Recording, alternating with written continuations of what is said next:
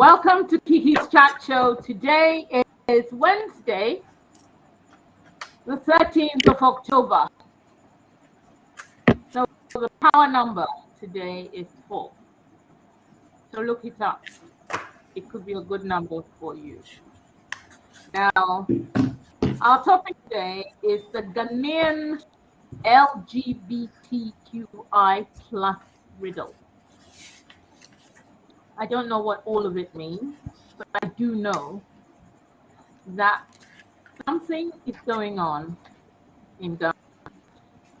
Now, before that, today I actually meant to talk about what do men want in marriages and how can they make it work, seeing as they're not being threatened to the point, and most were in it already. So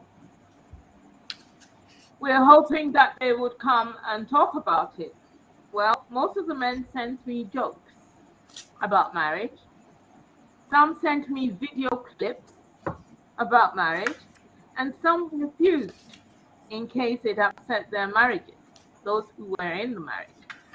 So some were in the act of courting and didn't even want to speak too soon. However, the interesting turn of events was that a lot of people, especially those in Ghana, the men, wanted me to discuss the raging LGBTQI plus issue, and yet they didn't want to join in. They wanted me to talk about it, but they didn't want to discuss it. Well, luckily for me, I have friends. I know people, as I keep saying. And two wonderful gentlemen decided that they would come on air. They were so gracious enough to join me today to explain what is going on in Ghana and why there is so much, I don't know whether to say hula baloo, to do palaver, issue. I don't know how to term it, but something is going on, and discussions are being had, fights are being had. People are falling out with their own friends on this issue. My guests today are Mr. Kwame Mfodwo. He was previously a law lecturer in Australia and a long-time political activist in Ghana. Activist, I find it difficult. He's currently a consultant in fisheries, petroleum, and international law. A member organizing for Ghana, a progressive organization. I don't know what that sentence is, but he is a consultant in fisheries. He's a consultant in petroleum and international law. My second guest is Mr. Julian Ashun. He's a natural resource economist and businessman with a keen interest in social justice, democracy, human rights, women empowerment, and poverty alleviate, to remove. Is that it? Yes, it is. Yeah. Yes. That's He's an ardent believer in social media advocacy, and he sees the medium as a tool for positive change in Africa generally, and Ghana in particular. He spends a lot of time engaging on key social and political issues on various channels. He is against draconian laws which impinge on various freedoms. Now, these two men are very determined in their views, and today we are going to thrash this issue out. Welcome to KIKI's chat show. Thank you very much. Thank you, Kiki. Thanks for having me. Now, it's a pleasure. Now, one of the things which I find confusing is because we have had gay men and women in our societies in Ghana Ghana, especially, for years. Since before my grandfather's time, we've had them. And when I say that, it means long, long time ago. We have them, we see them, they're gay, they're cross-dressing, they are in weddings, parties, whatever. Nobody pays attention to them. They're not any special than anybody else. This is them. It's no biggie. So what, they were not attacked, they were not lynched, they were not maltreated, they were not abused. What has happened that suddenly we have taken the whole matter into Parliament? It is being discussed internationally. It's on CNN. Why? Kwame, can you actually explain to me what is this bill and why? Well, the bill itself, the bill before Parliament was put forward by a number of members of Parliament, or probably 8 or 9 of them. And as they saw it, there were a number of developments in Ghana which necessitated that there should be a comprehensive response from the legal system in the form of a law, because we do actually have a number of roles. We're not, it's not more than roles. We actually do have a number of provisions in the general criminal law which are applicable to situations of non-heterosexual sex, specifically sex between gay men. I think it's section 104 of the criminal code, or something like that. Now, so for a number of immediate reasons, the most immediate reason being that there was going to be the establishment of an advocacy stroke community center for the broad range of non-heterosexual groups and people. The MPs decided that it was necessary to have a countervailing measure in the form of this new bill. That was the immediate event.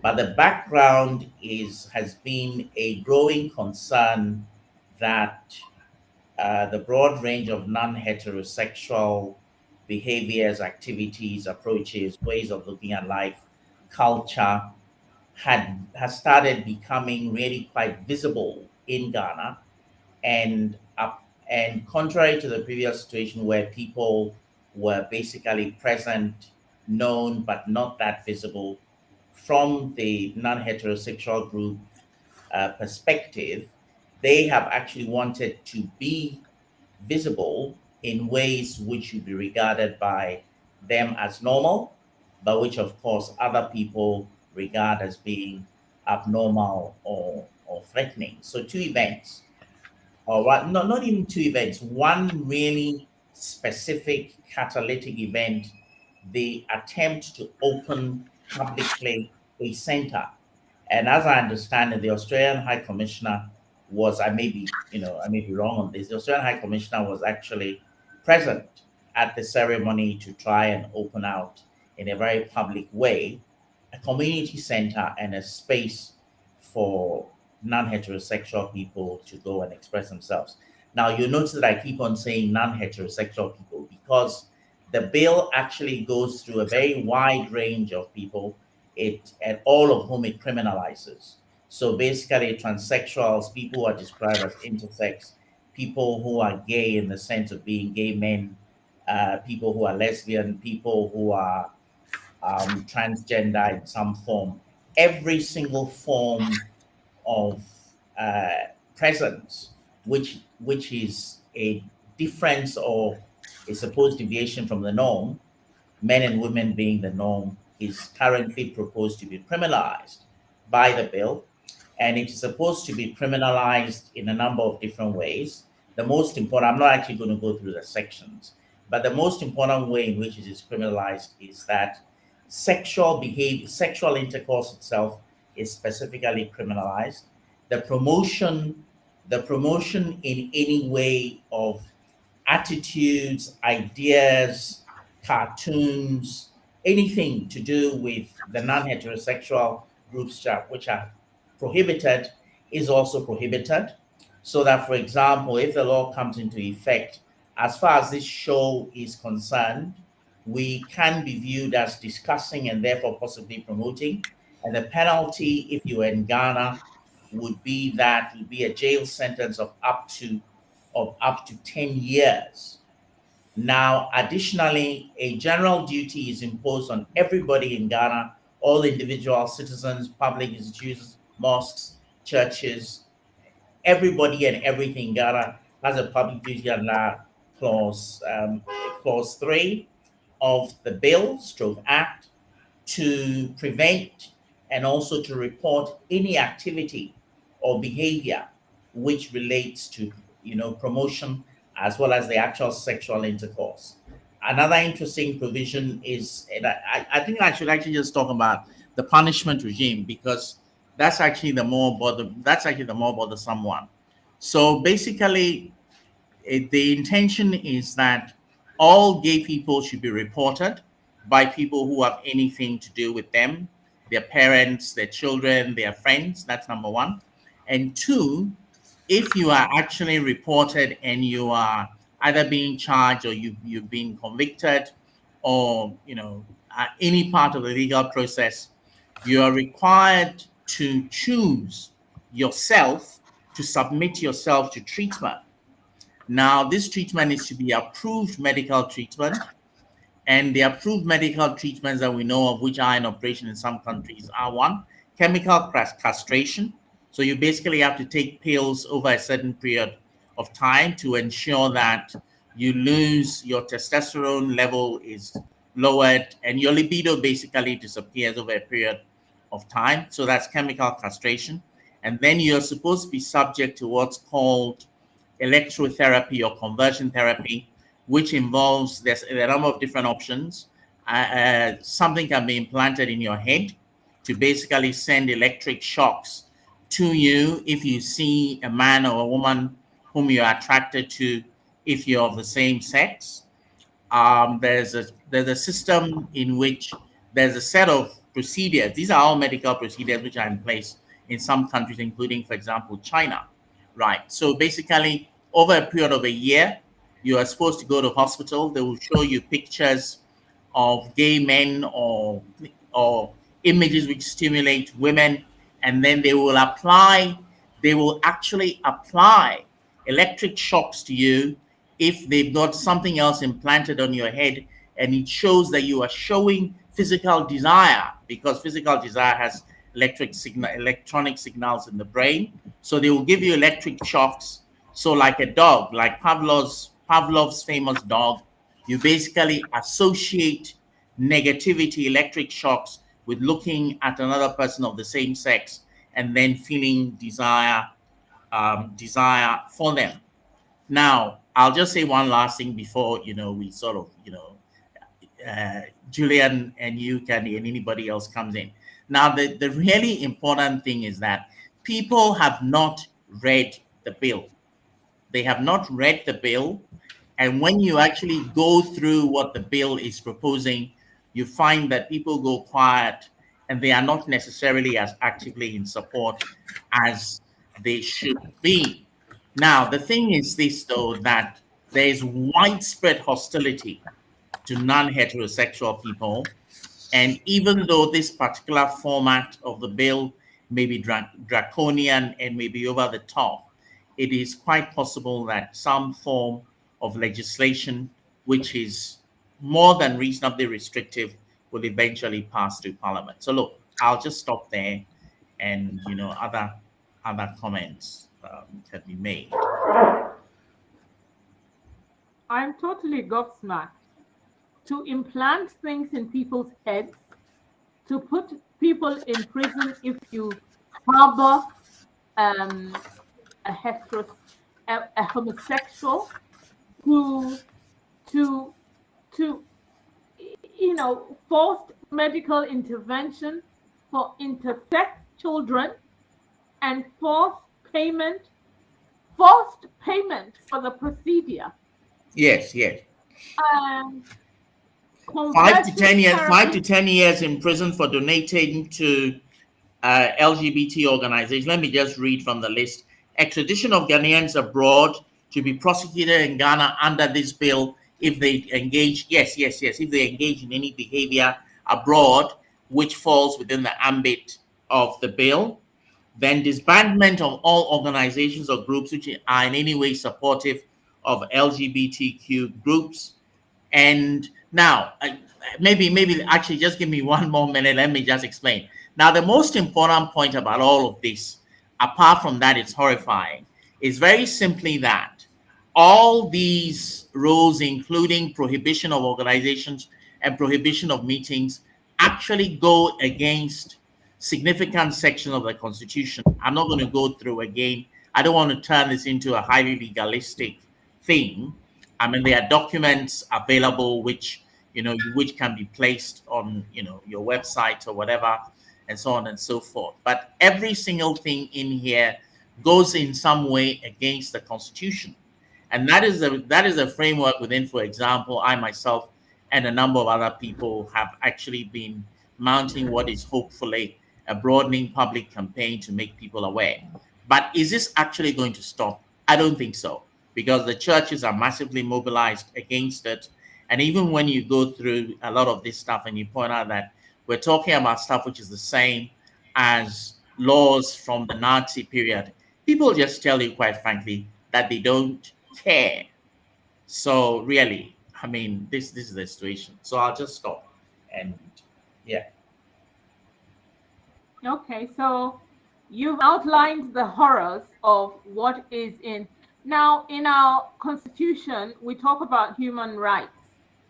So are these human rights actions, all the things that you've outlined, does that embody human rights? Julian, I mean, what are your views on this? I mean, Kwame put it rather succinctly. I mean, this is, I call it the cannibalization of Ghana. Since we went under constitutional rule, the sort of, I would say the shadow of the dark past has never really left us. It's manifested itself in several sort of ways, from electoral violence to vigilantism and all sorts, political parties having all these, enforcers at polling stations and all sorts. But, my consternation was realizing that nobody on the side of the gang that are trying to push this through have actually sat back and asked themselves what the motto freedom and justice means in the Ghana, whatever, why should the law goes as far as to say that if you observe anybody engaging in this sort of behavior, donating to an LGBT cause or practicing it in one way or the other, you are obliged to report them. I mean, not even the Nazis would do that.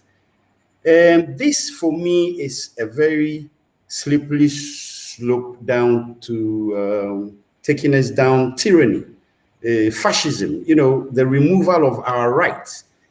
I suspect that then once we allow this to pass, the next thing will be, banning women from wearing trousers, or from wearing Brazilian hair. It might seem far-fetched, but you think about it.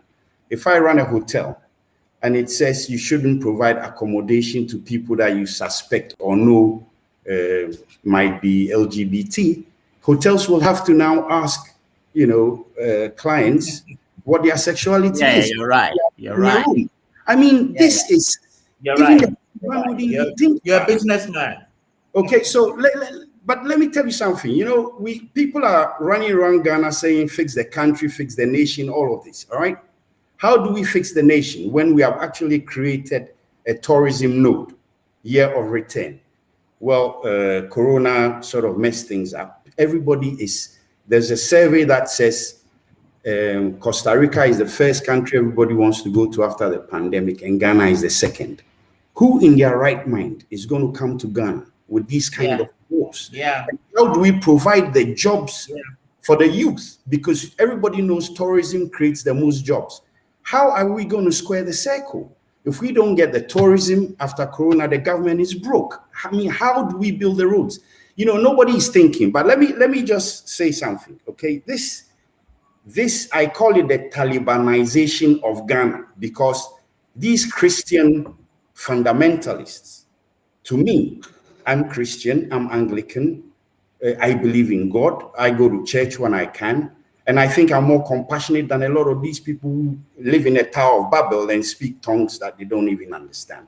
What are you going to gain from projecting hatred on a section of the society, empowering these boneheads? You know, Ghana is rife with violence. We try to paper over the cracks, but we have from, if you like, land guards to whatever. It doesn't take, how do you say, anything to have somebody lynched or dead because this law has been passed. And look at the kind of politicians pushing this. Yeah, I'm not going to get personal with them, but I'll say something. We didn't fight for democracy, you know, to have these kind of people run this country and make these kinds of laws without actually thinking, because nobody behind this law is thinking. You might be Christian, you might even be Jesus's brother. I might be Zoroastrian. I mean, how do you impose your Christianity through the law by whipping up this kind of sentiment against sort of a minority? You know, let me tell you something. I had a conversation with Kwame once, and I can see the beginnings of how Rwanda got to where it is. You understand? Because in what way? Well, in what saying 90%, 95% of the Ghanaian population are homophobes. Yeah, let's be straight. If that is the case, assuming you have a bar or a string of bars, as tends to happen, and you have all these white people, foreigners, tourists, who are just out for fun. Some may be gay, obviously. Over where they are coming from, nobody may have warned them that they are walking into this trap. And then, you know, somebody blows the alarm. Hey, this man's bar. You know how Ghanaians are. They don't want you to make money anyway. Oh, the big gays frequent his bar, and they turn up there and they start lynching people. I mean, look, these Christian churches, right, do not pay tax. I'll show you something. You see, under our laws, for a private member's bill to be heard, to go on the floor, it needs to pass the test. I think it's Article 108 of the Constitution. It needs to pass a test that it should not impose, if you like, incremental any costs on the consolidated funds. The consolidated funds, etc. So it should not cost the government money. Now, if we implement this law, the police have to go out there responding to these reports. That's a cost. They need to do the prosecution. That's another cost. The jail time, if it were, is also another cost. Those are costs that are going to be shifted onto government. Now, this bill has not passed that test. The churches don't pay tax. You know, some of these guys behind this thing have a wedding for their daughter and they write them a $1 million check. They don't pay taxes. They are not, you know, they can't actually impinge on our freedoms if they don't bring themselves under the laws. You know, and I'm adamant about that because we are not a Christian country constitutional. We're secular, which means that everybody's right to their religious pursuit is guaranteed under the Constitution. Yes, we're majority Christian. Yes, we are happy, clappy churchgoers. But you know, the majority of the things that are holding Ghana back, all right, are perpetrated by these same people. It is the public, the most corrupt public servants are sitting in the front rows of these same churches, all right? The politicians pushing this, we all know, they're just interested in what goes in their pocket. So The traditional rulers, they sell the land that's been handed over generations. There's no accountability. So how can the most corrupt people in our system try to legislate morality through the back door? I mean, somebody needs to tell me. You think this is what Nkrumah fought for? No. I agree when people say, look, we don't want the promotion of LGBT in our country. So let the law that you draft reflect that requirement or that wish, you know? But even that, you're actually impinging on people's freedoms.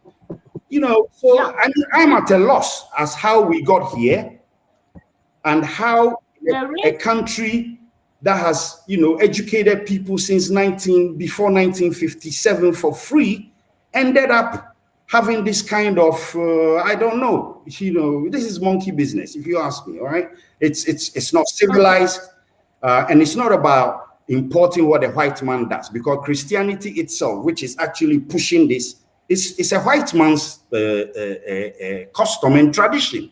If you don't want to do what the white man does, go and find your own religion. And under the traditional religions, I studied religions in school. I mean, there were gays back in the day. Some fetishes only sleep with other men all over Africa. So if you don't know, don't just wear your cassock. You know, how many boys are sodomized by the Catholic Church? Is that not more important to deal with? But anyway, let me give the floor to you, and I'm sure we'll. Okay, now, yeah, we've actually landed on something important, because you were talking about not copying what the white man says and all of that. But everybody is talking about the World Congress of Families that came from America to bring this. They had a huge conference in Ghana, and it is after the conference that this whole thing came about. The World Congress actually has problems in America, I hear. And so why are we allowing them into our country to come and dictate to us? And is it proven though? Because I haven't had time to check. Is it proven that they are the engineers of this whole private members bill? Okay, let me make some comments on that. Now, there's nothing wrong with members of parliament or anybody else meeting regularly with people from any organization. So the suggestion, I mean, the whole notion of some kind of shadowy hand is something which, you know, I don't think that, I mean, may or may not be true. But what is definitely true is that there is an organization called WCF, which is World Congress of Families. And one of its objectives, for which it raises money in the United States, is to basically promote family life around the world. Now, they came to Ghana and they did a number of studies, and they held meetings, they had a youth congress and so on. One of the the main study that they put together showed that Ghanaians place a very high value on family values. Interestingly enough, though, the way in which we understand family and the way in which they frame the questionnaires, there was actually an absence of congruence, an absence of, if you like, scientific fit, because we have the notion of the nuclear family. We understand that. We have the extended family. You know, we have all sorts of notions of family, including a polygamous family type situation. So they asked people questions: do you love the family? And everybody said, yes, we love the family. Do you dislike gay people? And everybody said, yes, we dislike gay people. So they came to the conclusion that this was a good place to do some further work. And it is suggested that one of the items of further work is assistance to put this particular bill together. I don't know for sure. I don't have 100% proof.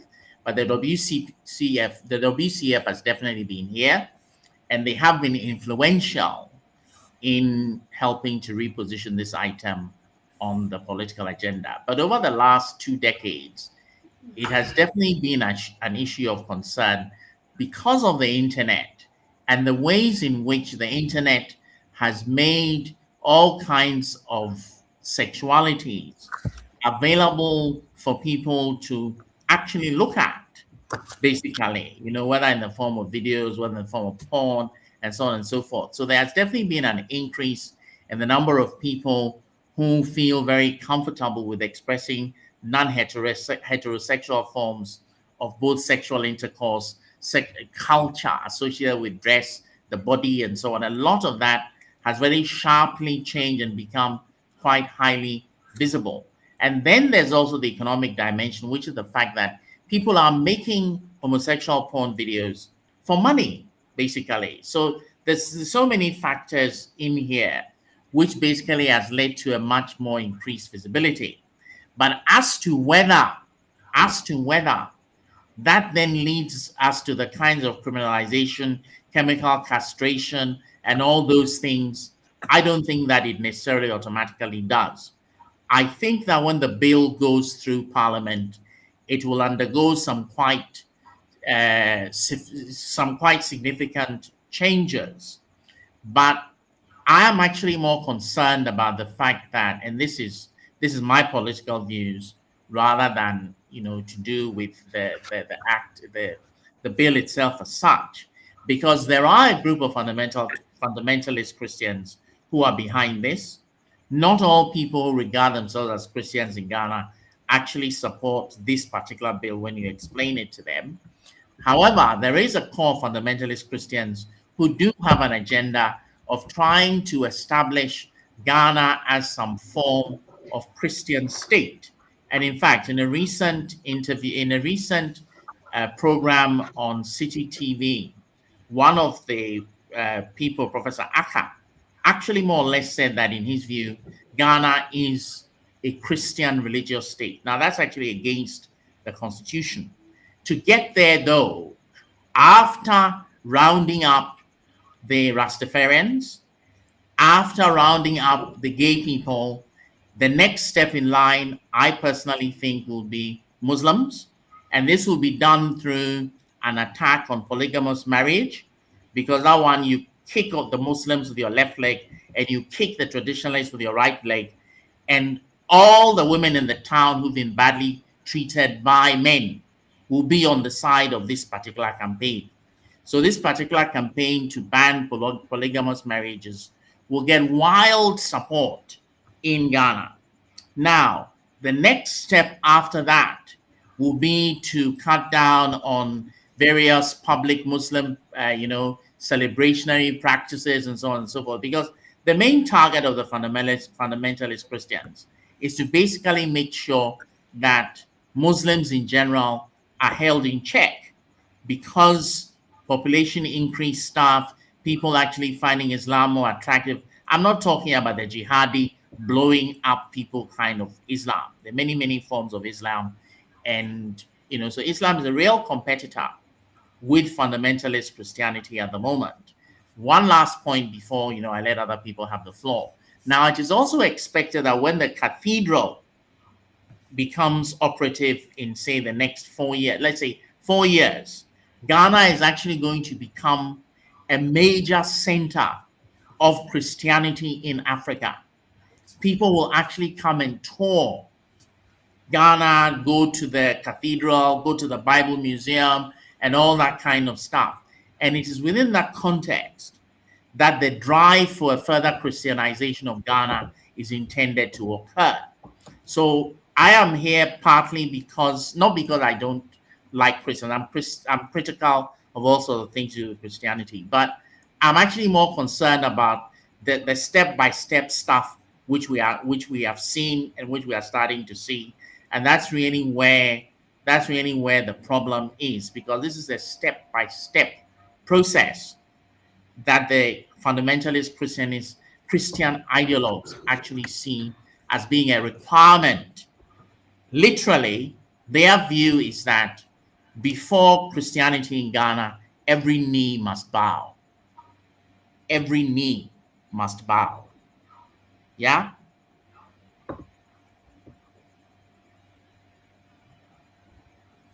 You've really put the fear into us. I intend to because actually let me just tie this fear up one last thing. You see, because what's going to happen, and you can bring me on your program within the next 2 years, so that you can say that, like the Christians, I'm a prophet. Okay, what is going to happen in Ghana is that if there's a jihadi attack, and anybody is killed or blown up, mosques are going to be attacked, madrasas and places where people are currently going to Muslim schools are going to be closed down. People are going to have their hijabs. Yeah, it's going to come out like a raging monster. The same way that this thing 3 weeks ago, we didn't know about this raging monster of fundamentalism, which is going around doing all sorts of things, I stand against, etc. We didn't know about it. Nobody knew that there was this huge, wild, raging, angry Christian monster.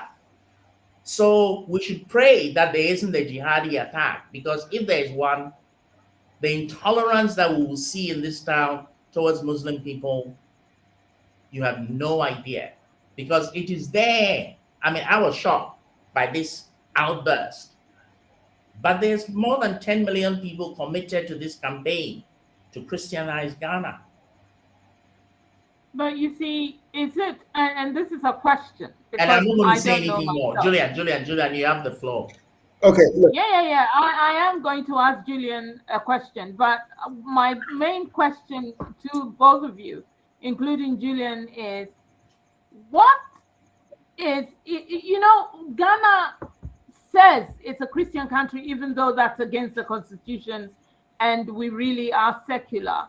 Everybody, you say good morning, and they say, oh, by God's grace. They say, it took me a long time to also, I do say by God's grace these days, because everybody says it.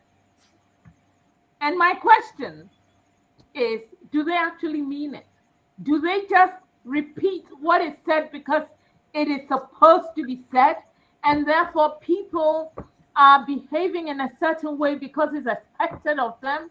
And so, because what if you find out that your brother or your son or your uncle that you respected so much is gay?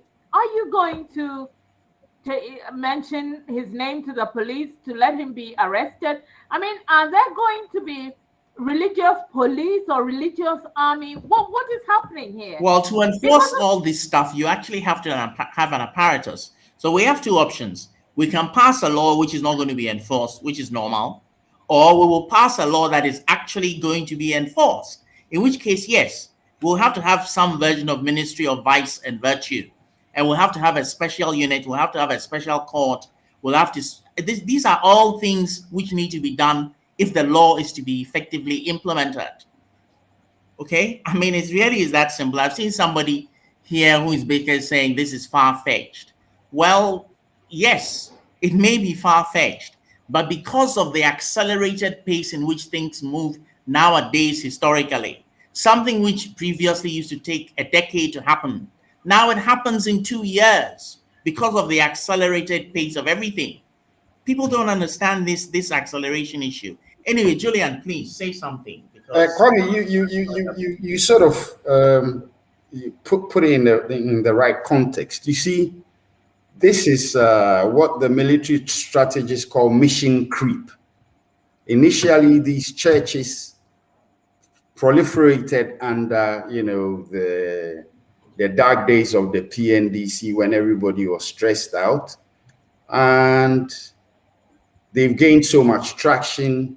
They make so much money. They've actually bought the executive. You see, if you want to build a cathedral and you can't use government funds, you are by necessity forced into the ambit of these guys. Now, there has to be a quid pro quo, you understand? So for me, this is where leadership is important. We should not tolerate decision making that's short-termist. We need to look, 10, 20, 30-year horizons when we make decisions today. So now, I don't see how the current government, for example, in its quest to build a cathedral, which I support 100%, though, don't get me wrong, because we have a magnificent mosque I believe we must have something, to counter it. No problem with that. But that circumstance has forced us, or this particular government, to be more receptive to Christian fundamentalism, which turns up, like Church of Pentecost, looking good. No. But this is what these guys are trying to do. If you hear Professor Akka, I just feel sorry for the guy. I mean, he's trying to redefine the meaning of secularism, because there's the mention of God in the Constitution, and he thinks Christians have a monopoly on God. So Ghana is by extension a Christian country. I feel sorry for the people he's counseling and the courses he's teaching, because I would withdraw myself from a guy like this. You understand? If I was his student, because indeed, God is universal and omnipotent. Every single religion, well, the mono whatever religions, believe in one God. So the fact that God is mentioned does not by extension mean we are a Christian country, because it is that same God that the Muslim refers to. You understand? But anyway, let's put that to one side. Like he's saying, radio stations, TV channels, all these things are being aggregated to support this drive, to force us all to respond by his grace instead of I'm very well, thank you, how about you? Or something like that. You understand? Government-owned boards now start their meetings with a prayer and close with a prayer. But in between, everybody is lying. I mean, I don't know what kind of human beings we are. We are now experts at conning God himself. And that is my problem. The hypocrisy is just too much. These pastors and whoever you call them, yeah? I mean, are they not the same people who what's the word? Appoint senior public servants who are raping the country blind as elders? Where do the elders go to church? Every thief in Ghana, every big thief in Ghana has a private pastor. They pay them big money to bring their Land Cruisers to their house to pray for them to carry on stealing. And yet, these guys are trying to legislate. Let me tell you something. It is the failure of the churches, okay, that has led to the proliferation of LGBT in Ghana. Because their job was to save souls. They haven't been able to do that because they have been more concerned with building the biggest churches and buying private jets. So whilst they were doing that, and whilst there was massive unemployment, these kids have found a way, like Kwame says, you can do this to make money. So it's just like any kind of prostitution, if you like, in a sense. So as long as they have failed to win those souls and win them from what they refer to as this deviant behavior, they have no right to then subcontract government through the law to do their job for them. And in any case, the Jesus that I read about in the Bible didn't go around, lynching people, beating people. I heard a guy, he's supposed to be a high court judge, and at the same time, Omanhini of Doma or something like that. Yes. Saying publicly that for what? High court judge, he must be sacked. He must either be sacked or destooled. He cannot be both, because he has failed as a leader, Because like I keep saying to you, yeah, if one person dies out of this, trust me. But let me tell you something else. As West Africa's most stable democracy, okay, we are surrounded by jihadists whose sole aim is to throw a bomb in Ghana. It's to come for us. Yeah. Okay. So when the government sends soldiers around the borders to check during election, people are saying, ascribing all sorts of tribal reasons to it. It's just naive. These guys want to come here. Any source of serious instability in this country, they will take advantage of it. You understand? Now, why are we trying to shoehorn Ghana, a very peaceful country, the only country, one of the few countries I know where Muslims marry Christians, and there's no problem. No problem. Daddy will go to church with mommy and the kids today. You go to the mosque on his own on Friday. Nobody has, it has never been a problem. Instead of arriving at a situation where people come here to observe these attributes, which I think are the selling points, we're trying to mess it up by pandering to these guys. I remember when I was in university, I had a guy who'd wake up at 4 a.m. when I got up to study, to preach, screaming on top of his voice. I said to him, listen, my friend, I didn't come here to be proselytized. I came here to study. So stop that nonsense. He wouldn't listen. You know what I did? I put a bucket on my floor. We didn't have proper running water. So everybody pissed in the bucket. 2 weeks later, I had liquid ammonia and I poured it on his head. He never did it again. You understand? This is how you have to treat these people, because I'm telling you something. What Kwame is saying, people will sit back and say is far-fetched. It's not. It's around the corner. They are assembling radio stations. They are assembling TV stations. Look, they are taking tithes and not paying taxes on them. So let me tell you how we put these guys, the genie, back in the bottle, okay?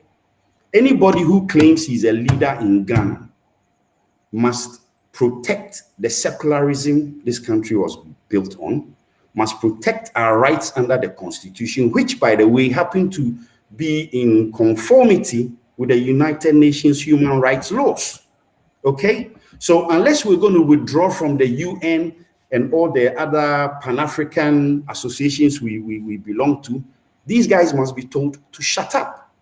Now, how do you shut them up?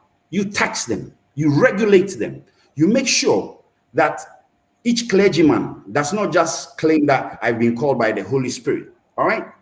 You need to learn some philosophy. You need to learn some accounting. Can somebody tell me if they've ever seen in the last 20 years a photo of a big priest in Ghana, pastor, with a poor person or in a poor neighborhood? They don't go there. You always see them in the company of the rich, famous, and powerful, with the president, with the minister, with this, or in some over-decorated church, which was built by the poor man. But the poor man himself has been brainwashed to the point that instead of going to work, he'd rather fast and pray and hope that you get, I don't know what they call it. They have all sorts of terminology for how God does breakthrough, and all this nonsense. We need to put our foot down and teach people that in a democracy, nobody is above the law. Kwame knows why I think we got here anyway, because some people have been allowed to get away with murder. And so these guys are using the Bible in one hand and they are trying to rob us of our freedoms with the other hand. It should not be allowed to happen. And I'll tell you what, whilst we are here, let me just read a brief, there was a judgment. You have just 2 minutes. Or listen, Julian, it's your show, so you finish it off. Listen, there's a gentleman that we need to refer to, a judgment in 1992 in the Supreme Court of Ghana. Exactly. Now he says, inter alia, I've got 2 minutes, so let me just cut it short. In this day and age, it is necessary for us to see that consent, not force, is the basis of a just society, and that it is not for the government or our neighbor to tell us how to think or feel or do, except in a time of war when a state of emergency has been declared. He goes on a bit and he goes, even the believer in absolutism, the anarchist, those who oppose equal rights for women, yes, lesbians and homosexuals too, are all entitled to free expression of their views and the right to assemble and demonstrate in support of those views. Once the state takes for itself the power to license association assemblies and processions, it resorts to the support of the status quo, and the only way of changing that prevailing situation is by the use of force. Please pay attention to the last one, the last sentence. So if this law passes, this interview we are having is illegal. We all go to jail. You will be extradited, KIKI, to come here and be tried for promoting a discussion on gay and lesbianism, all right? And the only way we can turn the clock back after this law has passed is by coup d'etat. That is what Sister Mwasichi was suggesting. Now, if you know what happened in Guinea, we have to start thinking. That is what God gave us the brain to do, not to speak in tongues. Thank you very much. I mean, we've come to the end of the show, Was but it? yes, I think that God has given us a gift of our brains. And the question I wanted to ask, one of the questions, I haven't asked all my questions, but our time is up. But do we not have change.org in Ghana? Then we have do we what? not have change.org? It is a body, people email messages around asking people to sign if they're not happy with a bill or something. Oh, look, there's a very democratic process that's going to happen. There's going to be memoranda. There's all sorts of groups. I'm actually associated with one of the groups which has put forward an excellent memorandum. Parliament is going to debate it. But the fact of the matter is that the weight of public opinion, right, is basically massively, you have to really deal with these people. There's a frenzy. So a law will be passed which is in some way restrictive. This current one, well, I don't think it will pass in its current form, right? But there'll definitely be restriction. But for me, the most important thing is that if this success is gained by the fundamentalist Christian groups, then they actually have a game plan. They have, they actually know the buttons to press and to push and so on and so forth. So in a sense, this is just the start of a process of trying to ensure that the secular space in Ghana is not in fact reduced and reduced and reduced. So if I'm to leave anything, actually one last point. Somebody basically didn't seem to understand what the jihadi thing is about. Now, very simply, what the jihadi thing is about is that we are surrounded by countries where jihadi movements are active. We are the only place where something hasn't been blown up by a jihadi yet in the whole of West Africa. We are the only man left standing. So there are mad boys in the Sahara who want to come and be famous because they are the person who blew up something in Ghana. This is the situation that we are currently, it's not logical, but this is how their thinking goes. So from our point of view, right, we need to suppress every kind of fundamentalism. In fact, I would even say we don't build a national cathedral because somebody will come and blow it up, boom. Okay? So let's just... Well, thank you. We have to go on that note. Let us pray that... And for Julian, you notice that I said boom. I just pray. Have you got a last word? And it has to be half a minute. Well, look, we as Ghanaians, I think we need to start thinking seriously about whether we want to live in a democracy and what sort of freedoms that we cherish and we're prepared to fight for. I think this is our Brexit moment. We all need to stand up, understand the issues, and sort of fall in wherever we want to fall. But it will be a sad day when this country actually becomes a Christian country rather than a secular country. And I don't want to be, a citizen of a country like that. So you were born into it. People, thank you for coming on my show. I'm very grateful. I want to thank all the listeners who stayed on and listened and made comments and contributed to this. This is a big thing, and I don't know if we should have a part 2 because I don't think we've reached everywhere. I haven't even asked all my questions, but the information was massive. I think you guys had done your homework very well because you have given us a lot of ammunition. I need to find someone who was part of writing this bill or somebody who is for the bill so that we, the three of us again, can meet that person and come on air and talk about it. I'm very grateful for you for coming on. Bye-bye. Be well, all of you. Listeners. Thank you for having us. Yes. Thank you for having us. Bye. Bye.